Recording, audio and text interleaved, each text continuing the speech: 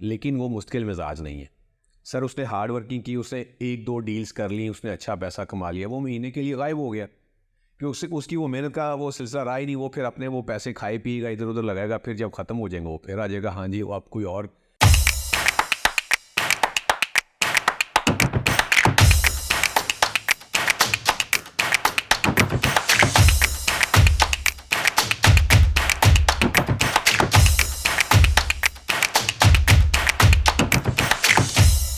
अस्सलाम वालेकुम दोस्तों, मैं इमरान फैज़ हूं और आप हमारा यूट्यूब चैनल और फेसबुक चैनल देख रहे हैं इमरान फैज़ ऑफिशियल के नाम से।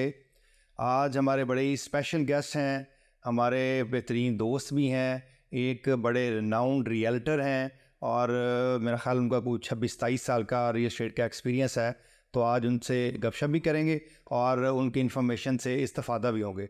मुनव्वर हुसैन साहब, अस्सलाम वालेकुम। वालेकुम अस्सलाम। कैसे हैं भाईजान? अल्लाह का बड़ा शुक्र, खैरियत से हैं? ठीक ठाक हैं? अल्हम्दुलिल्लाह बिल्कुल ठीक। ईद कैसी गुजरी आपकी? ईद बहुत अच्छी गुजरी, अल्लाह का बड़ा अच्छी गुजरी जी, ज़बरदस्त ज़बरदस्त। अच्छा कुछ बताएं जी मुनव्वर साहब, आपने 1997 में मेरा ख्याल काम शुरू किया था। हाँ जी। उस दौर में और आज के दौर में रियल एस्टेट में क्या डिफरेंस देख रहे हैं? यार बहुत जिद्दत आ चुकी है और बड़ा फ़र्क है उस वक्त में और 26 साल पुरानी बात है। मैं वैसे इतना पुराना लगता नहीं हूँ यार क्वाइट यंग। अल्हम्दुलिल्लाह अल्हम्दुलिल्लाह। तो जिद्दत बहुत आ चुकी किस एज में आए थे आप? है। मैं आप देख लें कि उस वक्त मैं ख्याल है 18-19 साल का था जब से मैं आ गया था अच्छा माशाल्लाह। में। और हमने काफ़ी धूप छाँव देखी हुई है। पार्ट टाइम शुरू किया था आपने या फुल टाइम?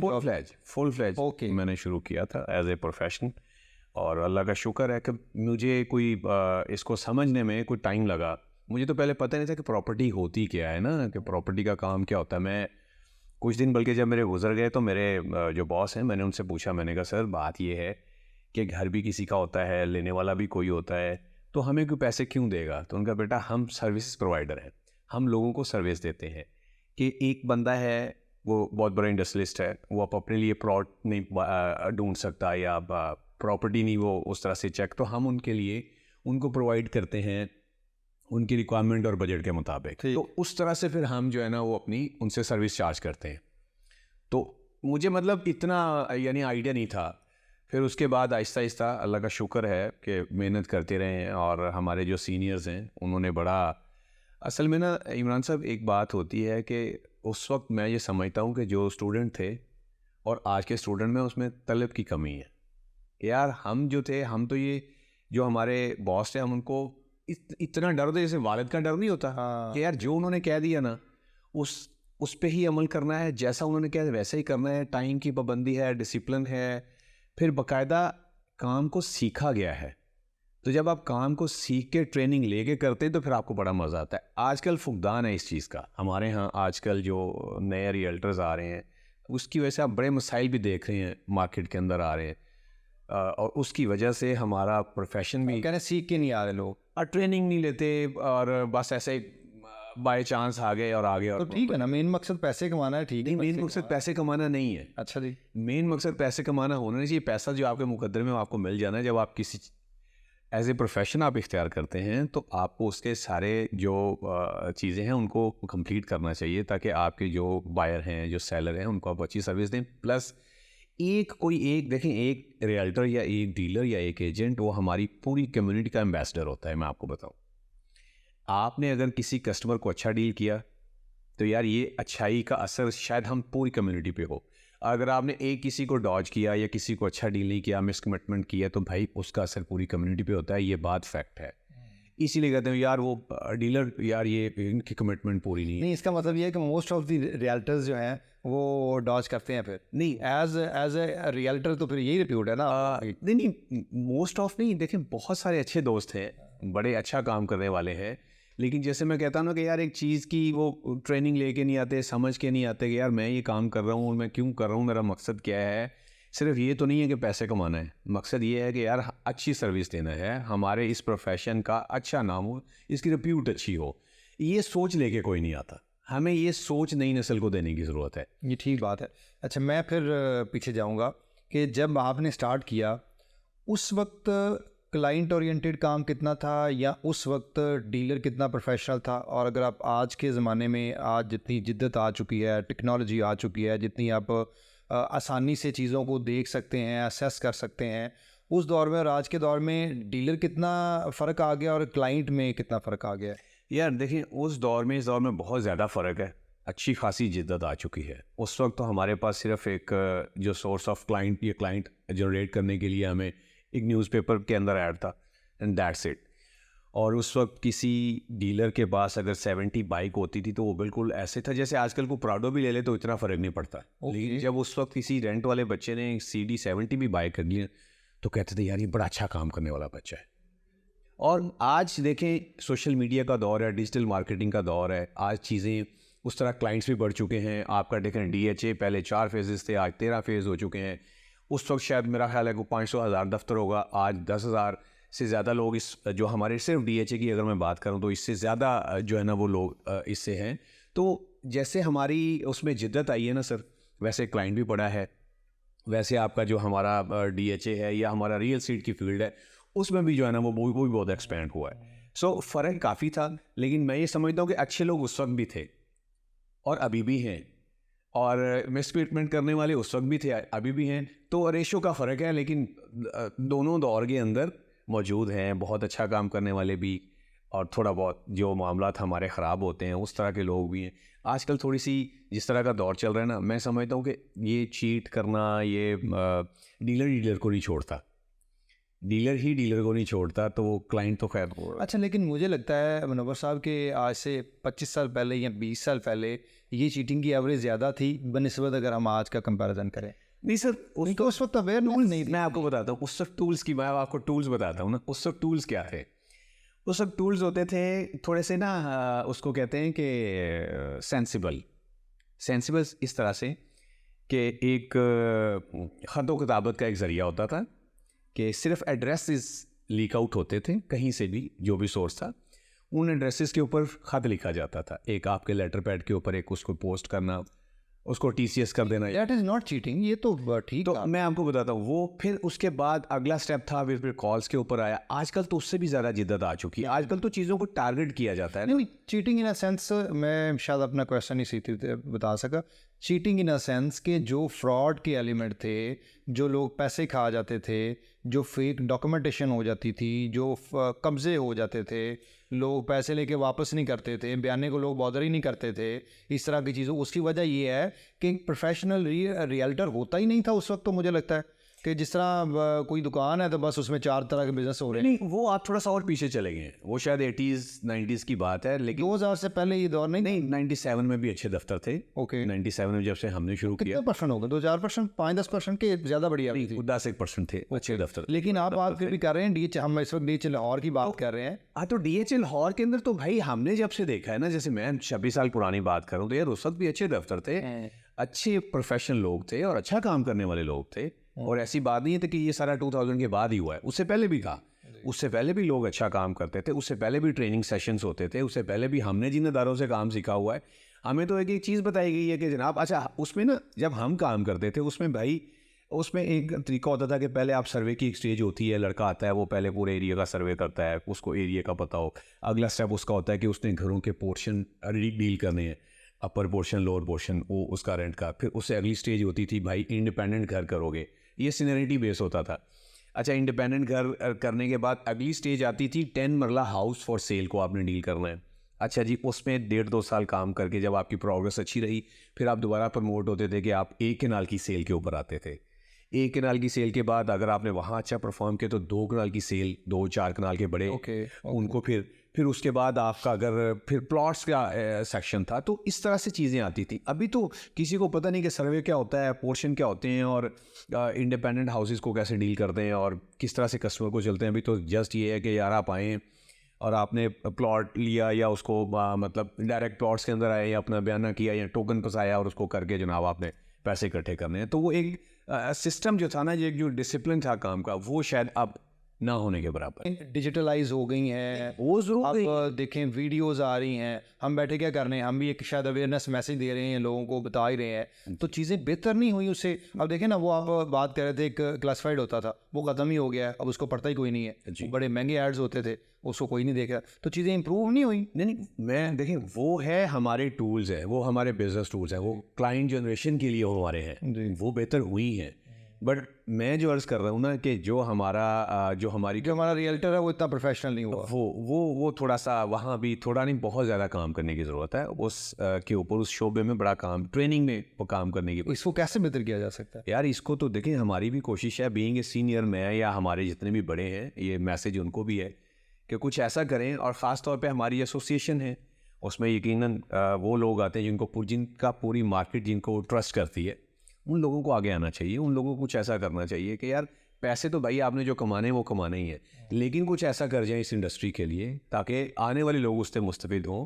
कुछ ऐसा गवर्नमेंट लेवल के ऊपर कुछ ऐसा हो जाए कि इसका बाकायदा लाइसेंस इशू हो, बाकायदा इसका कोई डिप्लोमा टाइप हो, कोई इसको पढ़ाया जाए, ऐसा सिलसिला होना चाहिए। अगर हम यूथ को अभी अगर हम को मैसेज देना चाहें, या यूथ से अगर हम कहें कि जी आप इस बिज़नेस में आए हैं, इसको ज्वाइन करें, ये बड़ा बेहतरीन है, तो क्या टिप्स हो सकती हैं? सर देखें, बात ये है और आया कि यूथ के लिए है भी कि नहीं, पढ़ी लिखी सर के लिए हमारी इस कम्युनिटी में बहुत ज़्यादा पढ़े लिखे लोग हैं, और कई मिसालें ऐसी हैं कि हमारे बहुत अच्छे अच्छे अदारों के जीएम, कंट्री हेड, वो सारे अपने वो नौकरी छोड़ के रियल एस्टेट उन्होंने ज्वाइन किया, बैंकर्स ने। फिर हमारे मोस्टली आपको देखा होगा जितने भी हमारे आर्मी ऑफिसर्स हैं, कर्नल साहब हैं, जब वो रिटायर्ड ऑफिसर्स आ रहे हैं, वो आगे इसको आज से नहीं, वो 20-25-30 साल पहले से ये ऐसी है, लेकिन पिछले 10 साल से वो एवरेज वैसे बहुत बड़ी है। अब ब्रिगेडियर साहब हैं, उन्होंने आर्मी छोड़ा और उन्होंने इसको एज ए प्रोफेशन अडॉप्ट कर लिया। इस तरह से ये चीज़ें हैं। और यूथ के लिए मैं आपको बताऊं, 3 चीज़ें बड़ी ज़रूरी हैं। ये 3 चीज़ें, रियल स्टेट क्या कोई भी फील्ड हो, उसमें ये 3 चीज़ें अगर होंगी तो आप कामयाब हैं। देखें, सबसे पहली बात जो होती है ना, सबसे पहली बात है आपकी हार्ड वर्किंग आप में होनी चाहिए। उसके बाद आप में मुस्तकिल मिजाजी होनी चाहिए। और तीसरी बात आप ईमानदार हो। ये 3 चीज़ें भाई यूथ आज ले ले और ये किसी भी फील्ड में चली जाए, वो नाकाम नहीं हो सकती। तीसरी बात का फुकदान ज़रा कम नहीं है सर? इसी की तो डिमांड है ज़्यादा मार्केट में। फुकदान अगर कम है ना, तो इमरान साहब मार्केट में डिमांड भी इसकी ज़्यादा है कि आप किसी कस्टमर को अच्छे से डील करें, उसको ट्रांसपेरेंट डील दें। तो सर आपका चलता फिरता वो आपका ऐड है, वो हर अपने दोस्त को, ऑफिस कोलीग को, रिश्तेदार को वो कहेगा यार कहीं ना जाओ, ये हमारे दोस्त हैं, इन्होंने हमें अच्छा डील किया है। तो सर वो आपका हमेशा की रोटी है। तो हम क्या करते हैं कि मुर्गी जो है ना उसको करते हैं और अंडा खाने पे इत्तेफाक नहीं करते। तो हमें करना ये चाहिए कि हम ईमानदारी के साथ उसको कस्टमर को डील करें। आप यकीन माने, सिर्फ आप फुकदान की बात करते हैं ना, वो बात ठीक है, अल्लाह की ज़ात पे तवक्कल बंदे का होना चाहिए। और ये बीइंग ए मुस्लिम हमारा ईमान भी है कि जो हम मेहनत करते हैं अल्लाह ताला की ज़ात उसका एक ज़र्रा भी ऐसा नहीं जिसका हमें रिवॉर्ड ना मिले। एक बात। दूसरा बात, बीइंग ए मुस्लिम ये भी हमें हमारा तवक्कल और ईमान होना चाहिए कि यार जो रिस्क मेरे मुकद्दर में है वो अल्लाह ने मुझे देने ही दे। बेशक। जब आप इन चीज़ों पे देखें, जब आप ट्रेनिंग में आते हैं तो इन्हीं चीज़ों की तो ट्रेनिंग होती है कि भाई आपने इन चीज़ों को बेस बना के आपने चलना है, तो आप नाकाम नहीं होंगे। तो फिर एक बंदा हार्ड वर्कर है सर, हार्ड वर्कर है, लेकिन वो मुश्किल मिजाज नहीं है सर। उसने हार्ड वर्किंग की, उसने 1-2 डील्स कर ली, उसने अच्छा पैसा कमा लिया, वो महीने के लिए गायब हो गया कि उसकी वो मेहनत का वो सिलसिला रहा ही नहीं। वो फिर अपने वो पैसे खाए पिएगा, इधर उधर लगाएगा, फिर जब ख़त्म हो जाएंगे वो फिर आ जाएगा, हाँ जी वो आप कोई और मैं जो है वो। तो हार्ड वर्किंग प्लस आपकी मुश्किल मिजाजी के साथ, और तीसरी बात कि ये दोनों काम आपने ईमानदारी के साथ करने हैं। तो फिर आप जाके जनाब रियल एस्टेट का कोई भी फील्ड है उसमें कामयाब हो सकते। चले अल्लाह करे। वो तो एज ए नेशन ही खैर हमें ईमानदार होना पड़ेगा। हम एज ए नेशन ये भी इधर बहुत पीछे हैं। इमरान साहब मैं खुद देखें, बात ये है कि नेशन की वो बिल्कुल बात ठीक कर रहे हैं, लेकिन ये तब्दीली, ये सोच अगर मैं खुद से चेंज करूँगा ना, मैं शायद मैं सारी नेशन को ना चेंज कर सकूँ। आप अपने आप को कर सकते हैं, मैं तो अपने आप को कर सकता हूँ जो मेरे बस में है। ठीक बात। जब मैं अपने आप को कर सकूँगा तो शायद मेरे लेफ्ट राइट बैठा को मेरा भाई, मेरा कोलीग मुझे देख के ही, आजकल होता ही है ना कि उनके वालिद के, अगर आप चाहते हैं कि आपका बच्चा भी नमाज़ पढ़े तो वालिद को चाहिए कि अपने बच्चे के सामने जायज़ को कहे ना, तो बस वो उसके सामने नमाज़ पढ़ेगा तो उसको किसी ना किसी दिन एहसास हो ही जाएगा कि यार मुझे नमाज़ पढ़नी चाहिए। ट्रू, बड़ी अच्छी बात है ये। अच्छा, लेट्स सपोज हम किसी को वेलकम करते हैं। ये भी एक मिथ है कि अगर आपने रियल एस्टेट ज्वाइन करनी है तो आपके पास बड़ा अच्छा बजट होना चाहिए, आपके पास अपनी इन्वेस्टमेंट होनी चाहिए। अपनी इन्वेस्टमेंट के साथ आप ज़्यादा ग्रो कर सकते हैं, या बिल्कुल आप ज़ीरो से शुरू करें और आप अपने आप को कुछ अरसे में ज़्यादा अच्छा ग्रूम कर लेंगे?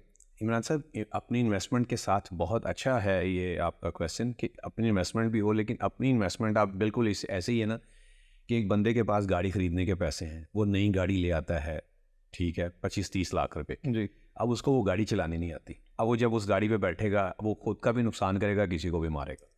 तो इसी तरह हमारे रियल एस्टेट में इन्वेस्टमेंट का भी है कि एक बंदा 50 लाख या करोड़ रुपया लेके आ गया कि जी मैंने प्रॉपर्टी का काम करना है। अब उसको पता ही नहीं है कि मैंने बाइंग कहाँ करनी है, मैंने सेलिंग कहाँ करनी है, मुझे कब बाय करना है और बिजनेस नॉर्म्स क्या है उसको पता ही नहीं। सर वो आपको पहले काम को सीखना ज़रूरी है।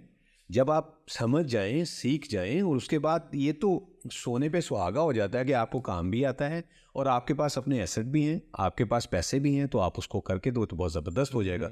लेकिन उससे भी ज़्यादा ज़रूरी ये है कि आप पहले काम को सीखें। अच्छा, एक और इसमें आ जाता है, मैं पिछले दिनों बल्कि कहीं पे कैप्शन देख भी रहा था, कोई फेसबुक पे या यूट्यूब पे था कि जी रियल एस्टेट में आप 5 करोड़ रुपया कैसे कमा सकते हैं एक साल में। कोई इस तरह के फॉर्मूले भी होते हैं कि आप करोड़ों रुपया कैसे कमा सकते हैं, या किसी को अट्रैक्ट किया जाए अगर उसको काम का पता ही नहीं है। हमें तो काम सीखते सीखते कुछ 4 साल लग गए थे, 5 साल लग गए थे। देखिए, बात ये थी, 2 तरीके होते हैं पैसे कमाने के। 2 तरीके हैं। एक ये है कि आप खुद से मेहनत करके कमा लें, दूसरा तरीका ये है कि आपका पैसा आपके लिए पैसा कमाए। तो जब आपको काम आता ही नहीं है तो पैसे के साथ पैसा कैसे वो कमाएंगे? हम बैठे हुए हैं ना सर, आप बैठे हुए हैं ना सर। ओके। कोई ऐसा बंदा जिसको ट्रस्ट कर सकते हो, जिसके आप बैक हिस्ट्री देखेंगे, यार इन्होंने मार्केट में अच्छा काम किया है, तो उनको आप एज ए बिज़नेस पार्टनर लें, उनको आप अपनी इन्वेस्टमेंट दें कि जनाब ये मेरे पास पैसे हैं, आप मेरे इस पैसे को यूटिलाइज़ करें और ख़ुद भी उसमें एक मुनासिब सा नफ़ा रखें और मुझे भी दें। तो इसी सूरत में पैसा कमाया जा सकता है। साल में डबल हो सकते हैं इसका? डबल नहीं हो सकते, ये सिर्फ बातें ही हैं। ये लोगों को अट्रैक्ट करने के लिए जब आ जाते तो फिर वो कहता है यार डबल छट मैंने मेरे ही वापस कर दे। तो वो जो है ना, वो इन चक्रों में बहुत सारी जगहों पे आजकल चल भी रहा है। वो इन चक्रों में नहीं पड़ना चाहिए, बिल्कुल नहीं पड़ना चाहिए कि जनाब मुझे आप दें, आज दें करोड़ रुपया, साल में मैं आपको 2 करोड़ कर दूंगा।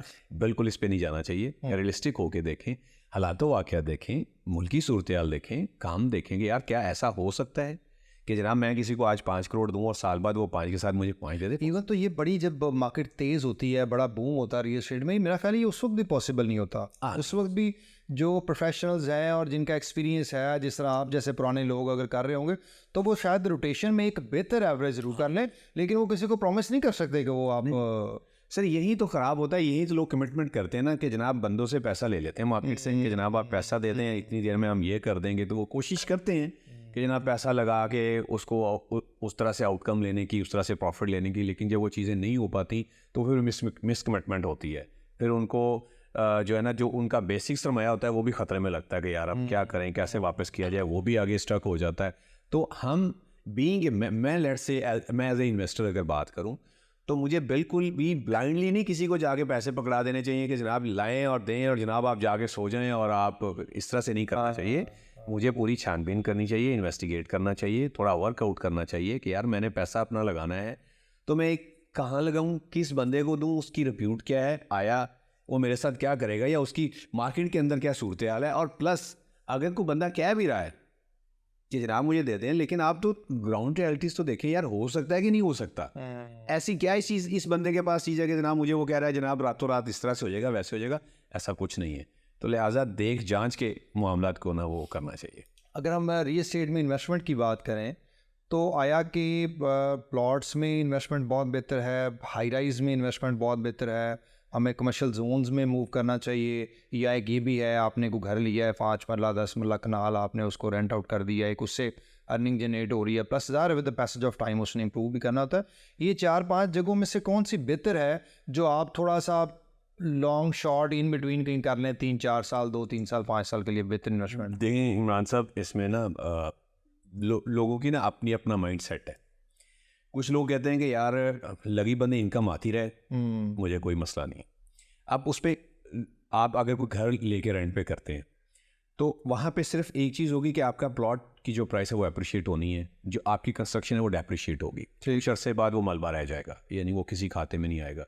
तो अल्टीमेटली बजाय आपको कुछ अर्न करने के उल्टा आपको नुकसान होता है। अक्सर लोग घर रेंट पे करते हैं, तो जब घर साल बाद 2 साल बाद खाली होता है तो सर उसके ऊपर जो आपकी मेंटेनेंस आती है ना, वो अच्छी खासी उस पर कॉस्ट आ जाती है। प्लस हमारे यहाँ पे जो पाकिस्तान के अंदर स्पेशली बहुत कम प्रॉपर्टी है जिसमें 0.5% आपको रेंटल इनकम आती है। जी ऐसे ही है। रेजिडेंशियल में तो मेरे ख्याल बहुत ही कम कम है। कमर्शियल के अंदर आप कह सकते हैं वो भी बहुत कम है, लेकिन ये 0.25% बस इस तरह से करके ही आती है। तो मैं समझता हूँ कि ये फिजिबल नहीं है कि आप कोई प्रॉपर्टी रेंट पे लेके आप बाय करके उसको रेंट करें, ये अच्छी इन्वेस्टमेंट नहीं है। हाँ, यही चीज़ अगर आपको कमर्शियल के अंदर आप जाते हैं, कमर्शियल बिल्डिंग बाय करते हैं या कमर्शियल प्लॉट बाय करते हैं और उसके ऊपर बिल्डिंग बना के उसको रेंट करते हैं, तो वो बहुत अच्छा है। कमर्शियल को रेंट करना बहुत अच्छा है जी। ये ज़्यादा अच्छा है, क्योंकि कमर्शियल के अंदर कोई ऐसी चीज़ नहीं है कि उसकी जनाब वो जिद्दत आ जाएगी तो वो सैनिटरी फिटिंग पुरानी हो गई, टाइल्स पुरानी हो गई। कमर्शियल तो एक आम बिल्डिंग है, उसके अंदर हर बंदे ने अपने हिसाब से उसको रेनोवेट करके तो चलाना होता है। तो कमर्शियल की प्रॉपर्टी भी अप्रिशिएट होती है ज़्यादा बनिस्बत रेजिडेंशियल के, और साथ साथ आपको उसका आउटकम रेंटल इनकम उसकी ज़्यादा आती है। और उसके बाद एक और हमारी फील्ड है कंस्ट्रक्शन की फील्ड, वो बहुत बड़ी इंडस्ट्री है। उसको एज ए प्रोफेशन अगर आप करेंगे तो आप वो बहुत अच्छा काम है, लेकिन आप ये देखें कि आप वो कर सकते हैं, वो फुल टाइम जॉब है। ऐसा नहीं है कि आप जनाब घर बनने पे अगर 4 करोड़ खर्चा आता है, 3 करोड़ का प्लॉट लिया, 4 करोड़ ऊपर लगा दिया, तो जनाब ये 7 करोड़ की इन्वेस्टमेंट, बस 7 के साथ 10 तभी आएगा कि जनाब आप 1 साल मेहनत करेंगे, आपको पता होगा मटेरियल कहाँ से बाय करना है, कहाँ से लेबर को कैसे डील करना है, चीज़ों कैसे। तो एज ए प्रोफेशन बहुत अच्छा काम है और लॉन्ग लास्टिंग है, वो चलता रहता है, फॉर एवर है। फिर फाइनली जो हमारे यहाँ सबसे बेहतर या जिसको लोग ज़्यादा करते हैं वो प्लॉट्स और फाइल्स की सूरत में है कि यार उसके लिए आप आज प्लॉट बाय कर लें, ज़मीन कहीं भी, नॉट इन DHA, आप किसी गली मोहल्ले में भी को आज प्लॉट ले लेंगे ना, तो सर साल बाद वो उस प्राइस पे नहीं है, जिस तरह से कीमत ग्रेजुअली इंक्रीज़ करती है। तो आप कोशिश करें कि अगर आप, मैंने सारी डिटेल इसलिए बताई है कि नहीं बिल्कुल ठीक है, बड़ी आप अगर प्लॉट्स पे कर सकते हैं तो आप उसको प्लॉट को लेके तो उसका वेट करें आप, तो इंक्रीज़ करता जाएगा। ठीक है। और अगर आप चाहते हैं कि यार आपको प्रॉपर रेंटल इनकम आती है और आपके पास 5-10 करोड़ है, तो भाई आप कमर्शियल प्लाजा ख़रीदिए या प्लॉट लेके उस पर प्लाजा बनाएं, उसको आप किसी को रेंट आउट करें, वो भी फॉर एवर चीज़ है। तीसरी चीज़ आपका, अगर आप घर बना के बेच सकते हैं, इतनी पेन ले सकते हैं, तो भाई साल का आप 7 करोड़ लगा के 3 करोड़ कमा सकते हैं, कोई बड़ी बात नहीं। हाँ ये अच्छी अर्निंग, तो ये भी एक अच्छी और एक प्रॉपर बिजनेस है। और बाकी जो मैं आपने फाइल की बात की जी, हम तो DHA में तो यही देखते आए शुरू से कि आपको अगर DHA ने ज़मीन लेनी है या किसी एरिया में नया फेज़ बनाना है, तो वो क्या करता था कि वो ज़मीन लेता था और उसके अगेंस्ट उनको एक पेपर इशू कर देता था, जिसको हम सारी उम्र फाइल कहते रहे हैं, और एक स्पेसिफिक टाइम फ्रेम के बाद वो आपका बैलेट हो जाता था, फिर आपको प्लॉट नंबर मिल जाता था, तो सो एंड सो फिर आगे चलता रहता था जी। एक फ़ाइल अभी शुरू हुई कुछ अरसे में, पिछले 2-4-5 साल में बहुत हाइप मिल गई, प्राइवेट सेक्टर की एक फ़ाइलें शुरू हो गई। खैर तो ये पुरानी है वैसे तो, मलिक रियाज ने, बैरिया ने, बड़े पुराने, लेकिन अभी जब बहुत लोगों की इन्वॉल्वमेंट होगी तो आया कि वो एक रीज़नेबल इन्वेस्टमेंट है, या अगर हम DHA की बात करें तो ये ज़्यादा बेहतर इन्वेस्टमेंट है। इमरान साहब, जो अगर हम DHA की बात करें तो दोनों में से DHA तो खैर बहुत ज़्यादा अथेंटिक भी है और आपका पीस ऑफ माइंड भी है और आप सिक्योर भी हैं। लेकिन आप आबादी की बात करें ना, इतनी बड़ी आबादी तो DHA में नहीं रह सकती, इतना बड़ा आप अगर देखें इतनी हमारी कम्युनिटी परसेंटेज आप निकालें तो कितने % लोग हैं जो करोड़पति होंगे जी, तो आपने पूरे पाकिस्तान को कैटर करना है ना as a real estate agent. मैं आपको बताता हूँ, देखें जो जिस बंदे की कैपेसिटी है 25-30 लाख रुपए की, और वो बंदा वेट कर सकता है 2 से 4 साल का, 5 साल का, तो मैं ये समझता हूँ कि उसको DHA में ही आना चाहिए। और हमारे DHA के अंदर हमें मिनिमम को 30-35 लाख रुपए में किसी भी DHA में अब मिल जाए। DHA लाहौर की बात कर रहे हैं सिर्फ, नहीं, अब आपके DHA मुल्तान में मिल जाएगा, गुजरांवाला में मिल जाएगा, इवन बहावलपुर में मिल जाएगा। नहीं DHA स्पेसिफिक क्यों कह रहे हैं आप? यार DHA स्पेसिफिक इसलिए कि आप DHA का बायर और सेलर पूरी दुनिया में है। जितना ट्रस्ट लोग DHA को करते हैं शायद प्राइवेट सेक्टर को उतना नहीं करते। नहीं मैं जितना दे रहा हूँ, एक लड़का है ग्रेजुएट, वो रियल एस्टेट में आना चाह रहा है और वो चीचों की मलिया के किसी कॉर्नर में बैठा हुआ है, तो उसको आप DHA लाहौर या DHA मुल्तान तो नहीं, वो तो उस लोकल एरिया का भी काम कर लेगा, तो वो शायद अच्छा गेन कर ले। उसको बस उसकी वो जो हम पहले बात कर रहे थे कि बिजनेस नॉर्म्स का या बिजनेस एथिक्स का या एक यार प्रोडक्ट नॉलेज होना चाहिए बस। देखें वहाँ काम का इतना वॉल्यूम ही नहीं होगा। देखें लिमिटेड सा काम है ना। देखें आपने ये भी तो देखना है कि काम का वॉल्यूम किधर है, लोग ट्रस्ट किस जगह को करते हैं, लोग अपना सरमाया लगा कहाँ पे रहे। ये भी तो देख, चीज़ों की मलियाँ बैठ के वो क्या करेगा, वो कुछ साल 6 महीने में करने वाले तो वहाँ पे भी होंगे ना सर, इतने ज़्यादा तो नहीं होंगे। अब एक बंदा यूएस बैठा हुआ है, वो अपनी जो डॉलर्स की कमाई है वो वहाँ तो नहीं लगाएगा, बट वो किसी ना किसी डीएचए में ज़रूर लगाएगा। आप मेरी बात समझ रहे हैं? तो इसलिए जो बंदे के पास सरप्लस पैसा है ना, तो वो ज़्यादातर लोगों की चॉइस होती है। हर बंदे की ख्वाब होता है कि यार मेरा डीएचए में घर हो, या किसी ना किसी सूरत में ये एक ब्रांड बन चुका है कि मेरे डीएचए में कोई प्रॉपर्टी होनी चाहिए। तो इस वजह से लोग करते हैं। और डीएचए ने भी इसको 25-30 लाख रुपए की रेंज से जो है ना वो शुरू किया कि यार मैक्सिमम लोगों, और उसके बाद डीएचए ने ये किया कि मुल्तान का बंदा अगर लाहौर नहीं आ सकता तो हम वहाँ आ गए। हाँ, ये बावलपुर का बंदा लाहौर नहीं आ सकता तो वहाँ आ गए। प्राइवेट सेक्टर फैसिलिटेट कर रहा था उस तरह डीएचए उन्होंने गुजरांवाला में भी ऐसे किया। तो उसमें जो है वो लोगों का ट्रस्ट है। प्लस ये बिल्कुल ऐसे ही है जैसे आप किसी ब्रांड की गाड़ी खरीदते हैं, आपको कल को ज़रूरत पड़ गई है भाई, इमरजेंसी में आपको प्रॉपर्टी समटाइम, क्या बंदा जब बेचता ही मजबूरी की सूरत में कि यार अगर कोई ज़रूरत पड़ गई है, तो आपके पास कम से कम ऐसी प्रॉपर्टी होनी चाहिए भाई। आप अभी प्लान करें, 2-4 लाख रुपए के फ़र्क से आज ही बाय स्टैंड होगा। अच्छी गाड़ी है, ब्रांड की गाड़ी है, तो आप जस्ट अभी किसी को कॉल करें तो वो 10,000 नीचे करके आपसे गाड़ी ले लेता है। मैं और बात तो कर रहा हूँ डीएचए की रीसेल भी बहुत अच्छी है। नहीं, ये उसका हिस्सा है ना सर, कि क्यों लोग बाय करें, ओके, क्यों इधर आए। ये बंदे के पास पैसे ही थोड़े से, तो सर उसके पास तो फिर एक ही रास्ता रह जाता है कि वो किसी ऐसी सोसाइटी में जाए, किसी ऐसे डेवलपर के जो है प्रोजेक्ट में जाए जो जिसकी एनओसीज वगैरह पूरे हो और पूरी छानबीन के साथ, और उसकी बैक हिस्ट्री ज़रूर देखे कि यार इस डेवलपर की इसने डिलीवर क्या किया हुआ है। अगर तो वो ठीक है तो देखें प्राइवेट सेक्टर के अंदर बहुत सारी सोसाइटीज़ हैं, बड़ी कामयाब हैं और लोग रह भी रहे हैं। हमने भी बड़ी इन्वेस्टमेंट की है प्राइवेट सेक्टर के अंदर और अच्छा गेन किया है। लेकिन ये है कि आप अपने पूरा होमवर्क करके जाएं कि सिर्फ यही तो एलिगेशन आता है रियल एस्टेट ब्रोकर पे कि वो गेन कर जाता है और end of the day private sector में जो एंड यूज़र होता है वो फंस जाता है। देखिए बात पता क्या होती है, एंड यूज़र की भी गलती है ना। देखें एक बंदा, जब आप एक चीज़ खुद पिच कर रहे हैं, आप कह रहे हैं जी आपने गेन किया, आप पिच कर रहे हैं, मैं आपको बताने लगा हूँ ना, मैं बताने लगा हूँ कि एक बंदा प्रॉपर्टी बाय करने आता है और ये दोनों एंड पे वो बंदा अपना होमवर्क पूरा नहीं करता। उस बंदे ने उसको कह दिया कि जनाब ए तुसी मैनू 2 लाख रुपया दो, 3 महीने बाद जनाब लाख रुपया प्रॉफिट ने वटते पे आया। ऐसे ही है। अच्छा, वो थोड़ा सा उसको देखना चाहिए कि भाई ये किस जगह पे मुझे लेके दे रहा है, वो लाख रुपया आएगा कैसे यार, उसका आउटकम कैसे होगा। कि एक बंदा वो सिर्फ फसलें यूं दिखा के भाई ना वेखो इत्थे तो आप शरां बन जानी है, इत्थे जनाब वो दुनिया की फ्लाश है आ जानी और तुसी देखना। तुसी भी इस तरह कीता सी। अच्छा, हमने जब भी कोई चीज़ बेची है भाई, कह के बेची है कि ब्रदर इस प्रॉपर्टी जो आप बाय करने जा रहे हैं 5 साल आप वेट कर सकते हैं, आपने बेचने का नाम नहीं लेना। अगर तो आप कहें कि 1-2 साल में मुझे निकलना है, तो फिर भाई इन पैसों को अपने बच्चों पे लगा दें, आप खा लें, हमें ना दें।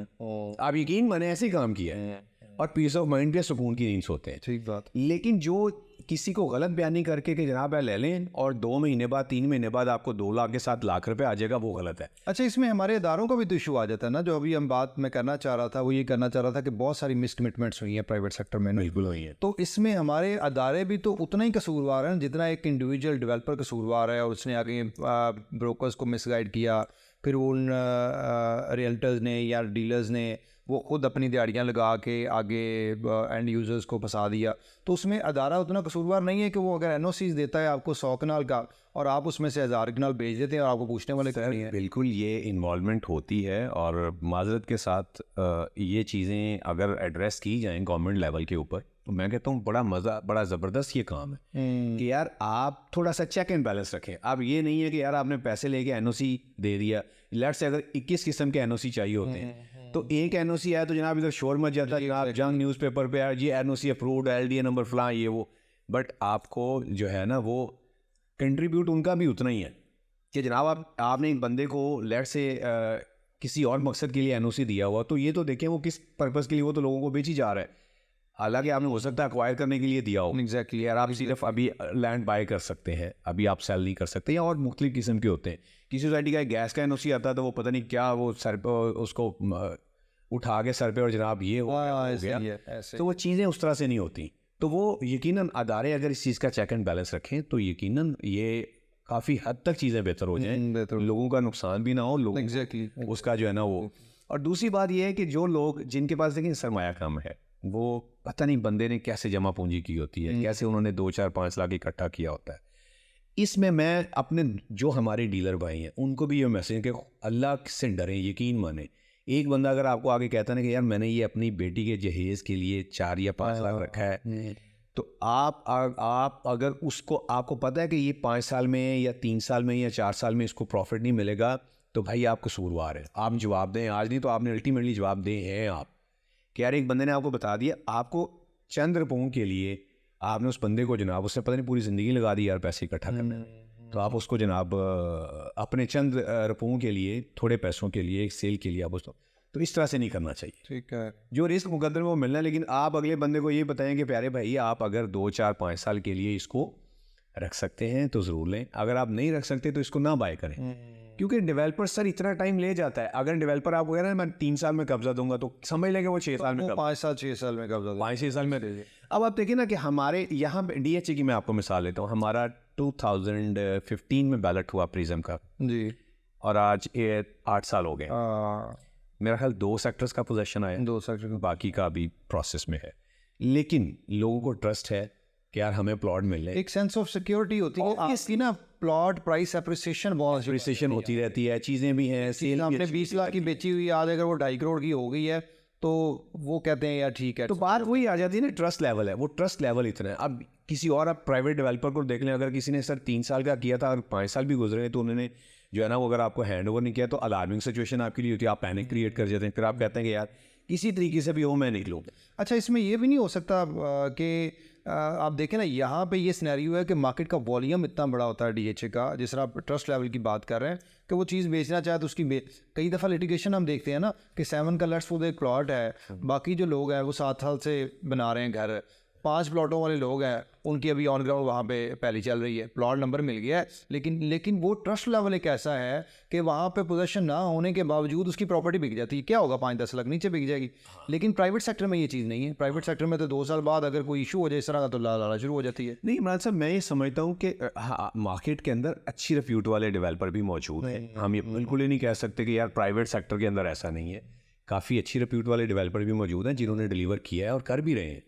और फ्रेंकली हमने जिनके साथ भी काम किया, हमारी कोशिश ये होती है कि यार लोग अच्छे हों, डिलीवर करने वाले लोग, बैकग्राउंड अच्छा हो। देर सवेर हो जाना कोई बड़ी बात नहीं। जैसे मैंने आपको मिसाल दी कि यार 8 साल हो गए हैं, 2 सेक्टर का पोजीशन आया, लेकिन लोगों का ट्रस्ट लेवल है। किसी बंदे ने ये नहीं कहा कि यार हमारे साथ कोई मसला हुआ, हर बंदा हैप्पी है, पुरसकून है, कोई इशू नहीं। अभी भी मेरा ख्याल है सबसे ज़्यादा बाइंग सेलिंग उसी फेज़ के अंदर हो रही है। तो ये ट्रस्ट लेवल होता है।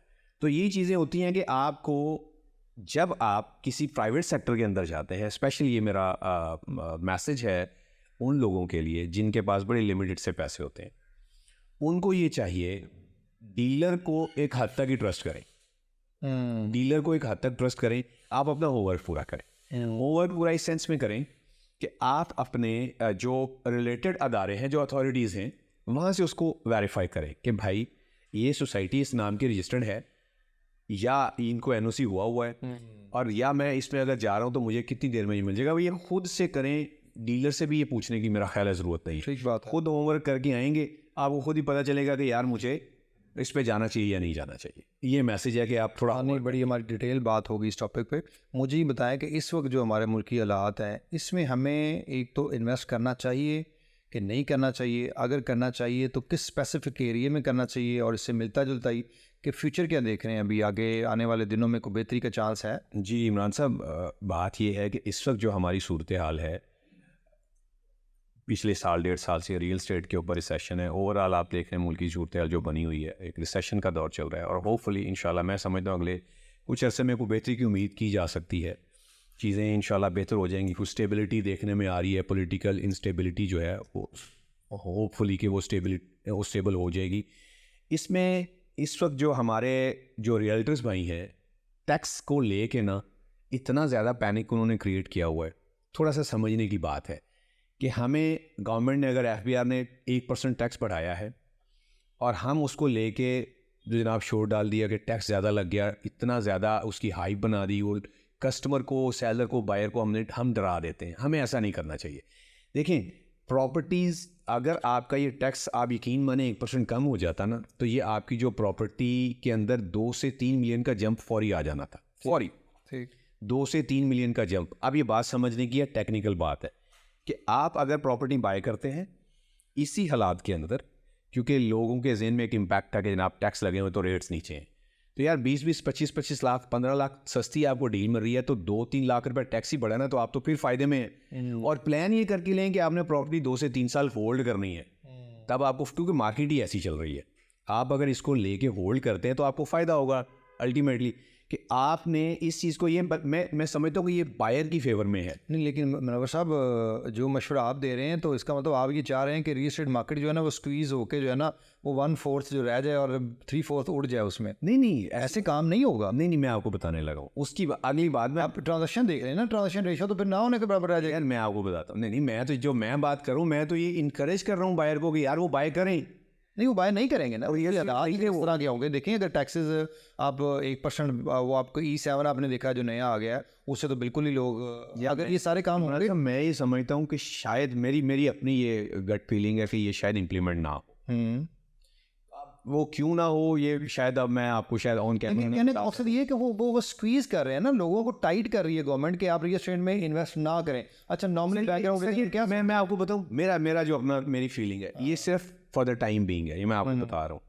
आने वाले कुछ अरसे में कुछ एमनिस्टी भी जाएंगी, कुछ चीज़ें ऐसी आएंगी कि लोगों को ओब्लाइज किया जाएगा, लोगों को रिलैक्सेशन दी जाएगी, और आपका ओवरसीज रियल एस्टेट के अंदर इन्वॉल्व होगा तो आपकी बचत है। इवन हमारे हॉक बेसिस पे कब तक हमारा मुल्क भी चलता रहेगा और हमारी इंडस्ट्री भी चलती रहेगी। यार देखिए, उम्मीद कर सकते हैं, और अच्छी ही एक पॉजिटिव जो है ना वो है कि अल्लाह करे कि इंशाल्लाह कुछ चीज़ें बेहतरी की तरफ चली जाए, स्टेबिलिटी नज़र आ रही है। और मैं ये समझता हूँ कि लोग अल्लाह करे कि ये हमारे अगर कोई जनरल एक्शन हो जाते हैं, कोई नई गवर्नमेंट आ जाती है, कोई पॉलिसी 4-5 साल के लिए बन जाए, उससे ये है कि लोगों का ट्रस्ट आ जाएगा, ख़ास तौर पे हमारे ओवरसीज़ का। और हमारा रियल स्टेट चलता ही तब है जब हमारा ओवरसीज़ इन्वॉल्व होता है। ज़्यादातर उनको समझ लें कि मेन जो है ना उसको वहीं से बूस्ट मिलता है। उसके साथ साथ फिर हमारा इधर लोकल भी इन्वेस्टर वो भी इंगेज हो जाता है। तो उसके साथ साथ आप देखें रिटर्न कितना टैक्स जो की सूरत में आपको रेवेन्यू गवर्नमेंट को मिलता है, फिर जो हमारी रेमिटेंसीज आती हैं उसके अंदर भी कितना फ़ायदा होता है। तो गवर्नमेंट को भी ये देखना चाहिए कि इस जो हमारा रियल स्टेट है इसको ओब्लाइज करें, इसके अंदर आसानियाँ करें।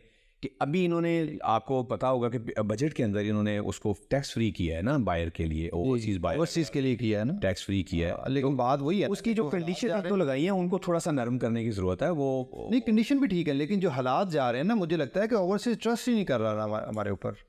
जब तक वो ट्रस्ट नहीं, जब तक उसको ये पता नहीं होगा कि ये अगर मैं कन्वर्ट करवाता हूँ पाक रुपीज़ में तो डॉलर 5 रुपये टूटेगा, बढ़ेगा नहीं, जब तक ये ट्रस्ट नहीं आएगा ना उसके अंदर, उस वक्त तक तो मेरा ख्याल है उसी स्टेबिलिटी की, ये जितनी मर्जी ये देते हैं सर, उसी स्टेबिलिटी की मैं बात कर रहा हूँ कि पॉलिटिकल स्टेबिलिटी आनी पड़ेगी। हाँ, वो ज़रूरी है, वो होगी तो चीज़ें बेहतरी की तरफ जाएंगी। अच्छा, अगर इन्हीं हालात में हम अपने रियल्टर्स जो नए लोग आ रहे होते हैं, कुछ बड़े ऑफिस में काम कर रहे होते हैं, वो बड़े स्ट्रगल कर रहे होते हैं, उनके लिए एक टिप के वो, मतलब मैं मिसाल दे रहा हूँ, वो 1-2 डील किसी तरीके से निकाल लें, वो किस पैटर्न पे चलें कि ऐसा काम हो कि उनका काम सर्कल चलता रहे, रोजी रोटी चलती रहे उनकी। यार इमरान साहब, उसके लिए मैंने जैसे आपको बताया ना शुरू में, होता है कि बहुत ज़्यादा मेहनत की ज़रूरत है। जब मार्केट तेज़ होती है ना सर, उसमें आप बड़ी आसानी से डील निकाल लेते हैं। इतनी ज़्यादा आप टाइम कम भी दें, आप घर भी बैठे हो तो आपको काम चल जाता है। लेकिन जब मार्केट स्लो होती है ना सर, आपको ज़्यादा मेहनत करने की ज़रूरत है, आपको ज़्यादा टाइम देने की। हमारे यहाँ उलट हिसाब है कि जब मार्केट तेज़ होती है तो हम सारे बड़े एक्टिवली काम कर रहे होते हैं, ठीक है। जब मार्केट स्लो होती है, कोई 12 बजे आ रहा है, कोई 1 बजे आ रहा है, कोई 6 बजे जा रहा है, हम भी सुस्त हो जाते हैं ना, यार काम तो है ही नहीं है, जाके की करना, काम तो है ही नहीं है। ये कॉन्सेप्ट ख़त्म होना चाहिए कि जब मार्केट स्लो है तो हमें ज़्यादा मेहनत की ज़रूरत है। आप जब ज़्यादा सर हार्ड वर्किंग करेंगे, आप ज़्यादा उसको रेगुलर तरीके से करेंगे, फिर आप मार्केट को देखें, पता करना होता है कि काम किधर हो रहा है। कि DHA के अंदर मिसाल के तौर पे आज 25 या 30 ट्रांजैक्शन पर डे हो रही है, तो यार 900 प्लॉट महीने का ट्रांसफ़र हो रहा है, तो 900 डील्स को बेच रहा है ना बंदा, तो वो 900 में से आप क्यों नहीं है? आप अपनी गलती देखें, आप कहाँ वीक है। Well said. आप कहाँ वीक है? 900 प्लॉट यार बिक रहा है ना, 900 बायर 900 सेलर, 1800 क्लाइंट आया एक महीने में। मैं सिर्फ एक DHA की बात कर रहा हूँ, इसके अलावा भी है। इसके अलावा पूरा तो भाई काम तो है, काम है। हमें अपनी मेहनत ज़्यादा करने की ज़रूरत है, ज़्यादा टाइम देने की ज़रूरत है, और अपनी डायरेक्शन सेट करने की ज़रूरत है कि भाई काम हो कहाँ रहा है। कि मिसाल के तौर पे चल प्रिज्म रहा है और मैं दौड़ लगा रहा हूँ फेज़ 8 के जनाब कनाल 2 कनाल के ऊपर, या मैं कोई फेज़ 10 की फाइलों पे काम कर रहा हूँ, 7 के अंदर 10 मरले के ऊपर लोग बाय कर रहे हैं, या तो मुझे देखने की ज़रूरत है, मुझे सीखने की ज़रूरत है, मुझे मार्केट को चेक करने की ज़रूरत है डेली बेसिस के ऊपर कि काम हो कहाँ रहा है, उसके मुताबिक मैं अपनी डायरेक्शन सेट करूँ तो डेफिनेटली काम निकलेगा। ज़बरदस्त बात की आपने, बड़ी ज़बरदस्त बात की। मुनव्वर साहब, थैंक यू वेरी मच आपके टाइम का, बड़ी बेहतरीन बातें आज हुई। दोस्तों, आई एम श्योर आज आपने मुनव्वर साहब की बातों से इस्तिफ़ादा भी हासिल किया होगा। इसी तरह हमारे चैनल को देखते रहें और उन्हें सब्सक्राइब करते रहें। आज के लिए इतना ही। अस्सलाम वालेकुम।